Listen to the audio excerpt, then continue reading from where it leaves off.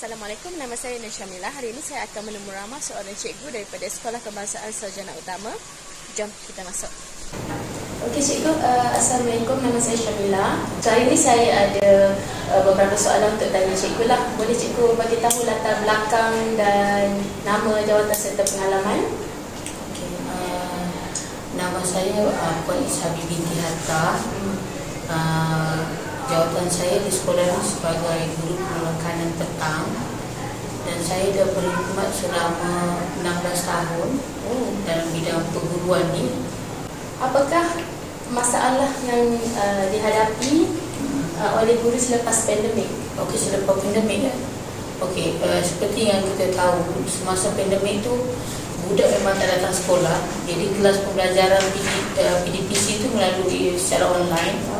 Okay, masa kita pun menghadapi tekanan juga dari segi murid-murid yang tak masuk kelas, mungkin sebabkan gadget yang tak ada, sumber internet yang tak ada. Jadi pelajar ni yang selepas pandemik ni memang nampak sangatlah dari segi budak tu sendiri, maksudnya lemah. Nampak lepas pandemik ni ada murid yang sampai sekarang tak nak datang sekolah. Ya.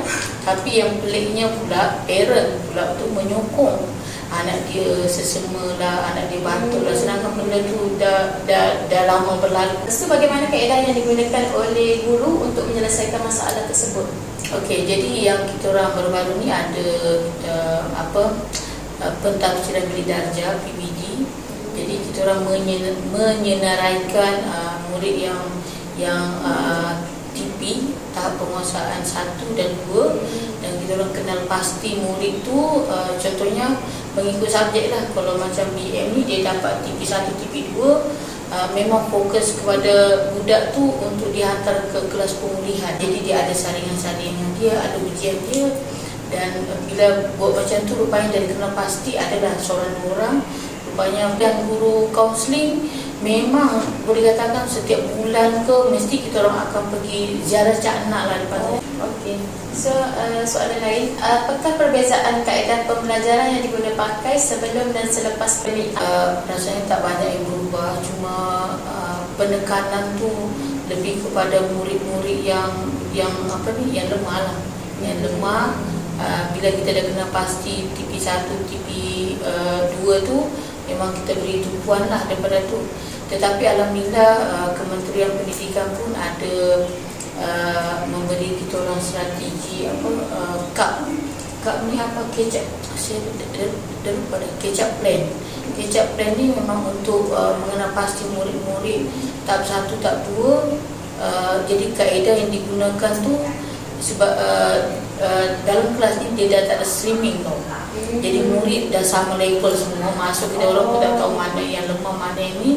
So, memang macam tu lah, kebetulan memang tak bagi, tak ada perbezaan. Tak ada lah, dia memang satu kelas je semua. Lemah ke tak lemah ke, memang tak ada streaming dah. Jadi bila ada kementerian mengeluarkan itu masa mula-mula awal tahun lah. So, berdasarkan kepada kaedah penambahbaikan yang digunakan, apakah hasil yang diperoleh oleh guru?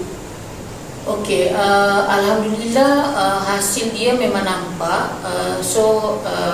Bila dah macam tu sebenarnya kita orang pun ada juga macam ni lah. Sebab bila guru-guru ni macam ada yang macam sukarlah nak buat macam tu kan.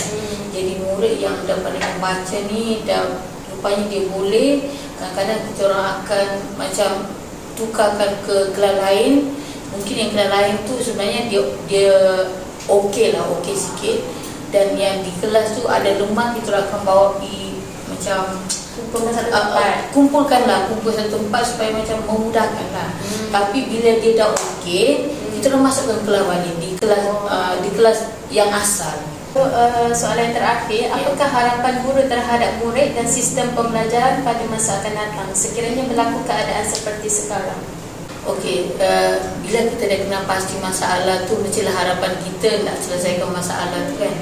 Okey, sebenarnya sekiranya berlaku lagi contoh pandemik macam tu lah maksud dia. Maksudnya sistem pembelajaran pada masa akan datang. Okey, jika berlaku lagi pandemik. Okey, jika berlaku lagi. Sebab sebelum ni setahu kita berada di rumah, semua murid-murid belajar melalui online, so kena pakai tablet, handphone. So itu merupakan satu akses kepada murid dengan guru. So maksudnya sistem akan datang apa yang kita boleh improve daripada yang kita dah tempuhi sebelum ni. Macam contoh kan, ramai murid-murid di sekolah ni yang di bawah B40 tau, memang tak mampu, tapi kerajaan dah bantu. Sebabnya kerajaan ada bagi budak-budak ni bagi tablet. Cuma internet je lah pun, maksudnya akses internet tu memang kena macam macam ni, macam free je.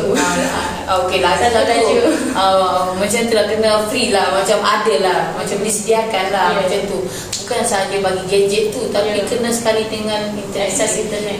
Akses internet dia untuk memudahkan pembelajaran lah, macam tu lah. Sebab itulah yang masa PKP itu je yang kita orang hadapi. Dan yang kedua tu, peranan ibu bapa lah. Peranan ibu bapa tu kenalah, jangan ikutkan sangat anak tu. Apa pendapat cikgu untuk sistem pembelajaran yang masa akan datang? Maksudnya sekarang memang kita dah slowly ke arah pembelajaran sistem yang baru juga kan. Memang cikgu cakap lepas pandemik. So maksudnya akan datang, apa pendapat cikgu untuk kita improve dan penambahbaikan untuk sistem pembelajaran kita? Okey. Bila murid ni beberapa yang lebih ramai lagi murid-murid ni, dia macam lebih kepada gadget, maksudnya lebih kepada kan masa online tu budak dia kepada gadget, apa macam tu kan. Jadi apa salahnya kalau macam kita ni buat pendekatan macam tu juga, maksudnya penggunaan kita ni dah menggunakan teknologi macam tu, sebab macam murid lagi tertarik lah.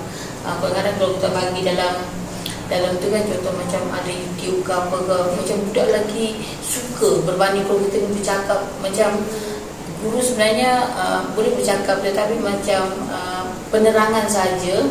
Lepas tu lebih kepada ni lah, macam maksudnya arah ke arah teknologi lah.